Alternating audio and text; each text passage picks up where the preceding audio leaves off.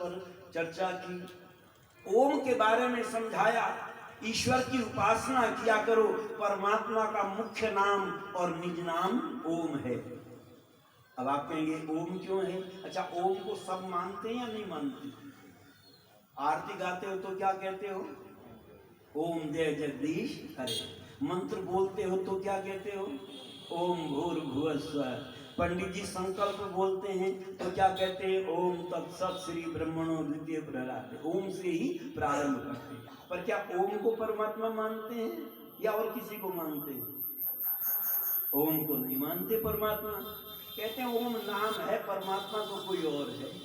पर ऋषि दयानंद कहते नहीं, परमात्मा का मुख्य नाम और निज नाम ओम है। जिस समय ओम के बारे में चर्चा करते हैं ऋषि दयानंद महाराज, तो मंत्र मुग्ध हो गए मुंशीराम और सोचने लगे वाकई में कमाल है, ऐसा प्रवचन मैंने जीवन में कभी नहीं सुना। और विचार करते हैं ये जो प्रवचन दिया, ऐसा प्रवचन कहाँ मिलेगा सुनने को। बार बार आने लगे, कार्यक्रम में सत्संग में आते, लेकिन एक दिन एक विचार पैदा हुआ और ऋषि दयानंद महाराज के पास में जाकर के कहते हैं, स्वामी जी ये बताओ, ईश्वर की उपासना करने से क्या मिलेगा? आपके मन में भी ये प्रश्न पैदा होता होगा या नहीं होता? सबके मन में ये प्रश्न पैदा होता है, ईश्वर का भजन करेंगे तो क्या मिलेगा? एक कथा हमारे घरों में हुआ करती थी जिसका नाम था सत्यनारायण व्रत कथा। मैंने यहाँ मंदिर भी देखा, एक सत्यनारायण मंदिर। पता चला सत्यनारायण व्रत कथा होती थी, उसमें भी ये प्रश्न किया, इस कथा को करने से क्या मिलेगा? तो वह कथाकार ने लिख दिया, जिसके घर में धन नहीं है धन बढ़ जाएगा, जिसके घर में संतान है संतान हो जाएगी, जिसका मुकदमा चल रहा है मुकदमा जीत जाएगा। अच्छा, ये बीमारी सबके साथ लगी है या नहीं लगी? किसी न किसी के साथ में कोई ना कोई बीमारी जरूर लगी है, इसलिए लोग कथा कराते थे। पर तुलसीदास जी महाराज से जब पूछा कि महाराज क्या ईश्वर की उपासना करने से ये सारी चीज मिल जाएगी, तो उन्होंने बड़ा सुंदर लिखा है, सुत तारा और लक्ष्मी पापी घर भी होए। ये तो पापी के यहाँ भी होते हैं। अच्छा बताओ, लादेन के पास में धन आपसे कम था या ज्यादा था? ज्यादा था। संतान आपसे कम थी या ज्यादा थी? ज्यादा थी। तो सबसे बड़ा धर्मात्मा तो वही होगा? नहीं, ये जरूर नहीं है। धन तो एक डाकू भी कमा लेता है। किसान ज्यादा कमाता है या डाकू ज्यादा कमाता है? डाकू ज्यादा कमाता है। किसान, अभी तक मुझे कोई ऐसा किसान नहीं मिला जिसने 1 करोड़ रुपया एक बार में गिन करके दे। आपके यहाँ कोई हो किसान तो मुझे मिला ना, खेती करके 1 करोड़ रुपया एक बार में गिन करके देखा, ऐसा नहीं। किसी ने जमीन बेची हो तो उसकी बात नहीं करता मैं, वो गिन सकता है, पर खेती करके 1 करोड़ रुपया गिन करके देखा हो किसी ने, ऐसा नहीं। और डाकू, अखबार में मैंने पढ़ा 20 करोड़ की डकैती डाली। अच्छा बताओ, गिना होगा तभी तो पता चला होगा कितने की डकैती। 20 करोड़ रुपए तक की डकैती एक बार में डाकू डाल देता है। पर सुखी किसान रहता है या डाकू सुखी रहता है? सुखी किसान रहता है। इससे सिद्ध होता है ईश्वर की उपासना करने से क्या मिलता है। प्रश्न किया मुंशीराम ने, तो ऋषि दयानंद उत्तर देते हैं, क्या कहे क्या भक्त पाता है प्रभु के जान। क्या कहे क्या भक्त पाता है प्रभु के जान। कुछ अलौकिक रस मिले जब मन लगे भगवान में। क्या कहे क्या भक्त पाता है प्रभु के ध्यान में। क्या कहे क्या भक्त पाता है प्रभु के ध्यान में। सबसे पहली चीज ऋषि लिखते हैं, क्या मिलेगा ईश्वर की उपासना करने से? ज्ञान के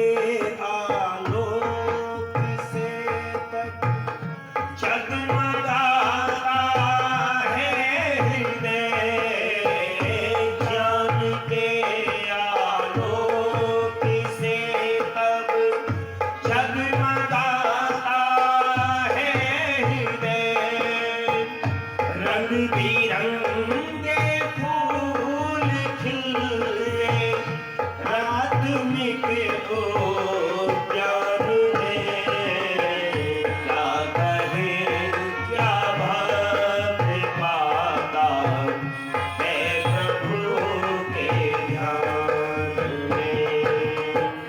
क्या कहे क्या भक्ति पाता है प्रभु के ध्यान में। संशयों का नाश होता, पाप के बंधन कटे।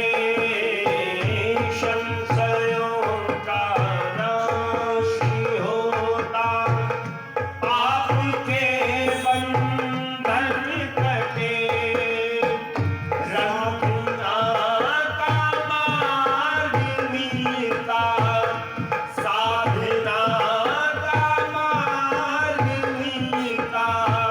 आत्मिक हो ज्ञान में, क्या कहे क्या भक्ति पाता है प्रभु के ध्यान में।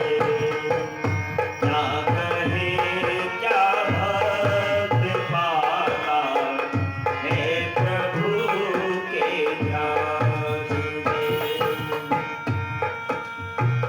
विषय विष से जान पड़ते, वासना की प्यासना। विषय विष से जान पड़ते, वासना की प्यासना। तब न आकर्षण रहे, काम मत अभिमान में। क्या कहे क्या भक्ति पाता है प्रभु के ध्यान में।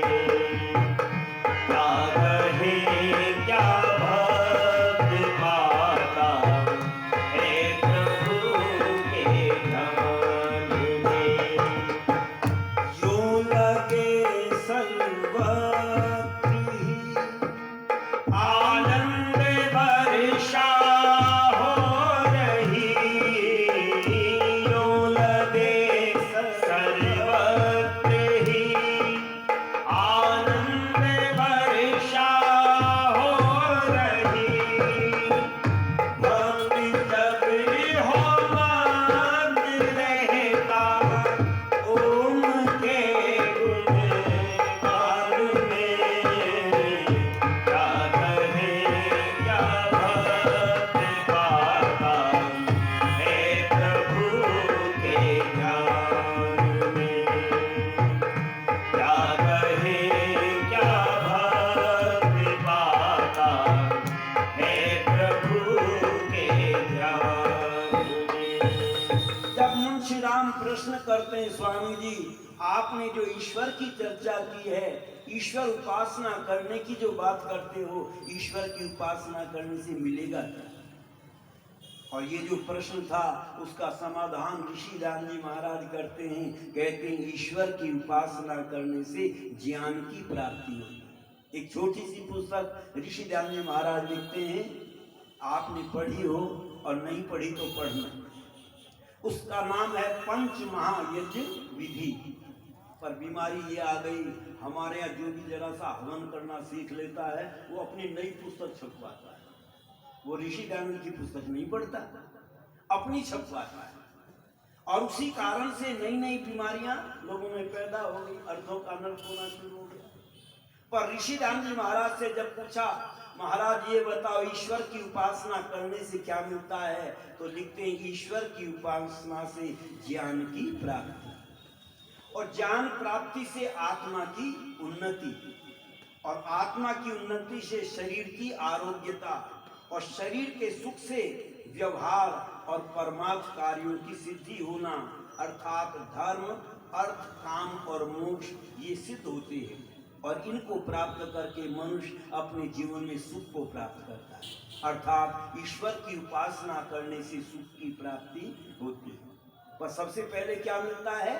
ज्ञान की प्राप्ति। यदि आपको ज्ञान की प्राप्ति नहीं हो रही है तो समझ लो ईश्वर उपासना में सफल नहीं हो रहे हैं। आप कहेंगे कैसे? क्योंकि हमारे वेदों में आता है यह आत्मदा बलदा यस्य विश्व उपास। परमात्मा कैसा? आत्म ज्ञान का दाता है, आत्मा में ज्ञान प्रदान करता है। सबसे पहले ज्ञान किसने दिया? ये स्वर किसने दिए? ये परमात्मा ने दिए हैं। इनको कोई नहीं सिखा सकता, ये पहले से ही बच्चा बोलता है। इससे पता चला परमात्मा आत्म ज्ञान का दाता है। और ऋषियों के अंतःकरण में वेद का ज्ञान किसने दिया? परमात्मा ने दिया। इससे पता चला परमात्मा आत्म ज्ञान का दाता है। और ये आत्म ज्ञान कैसे प्राप्त होता है? तो तुलसीदास जी महाराज लिखते हैं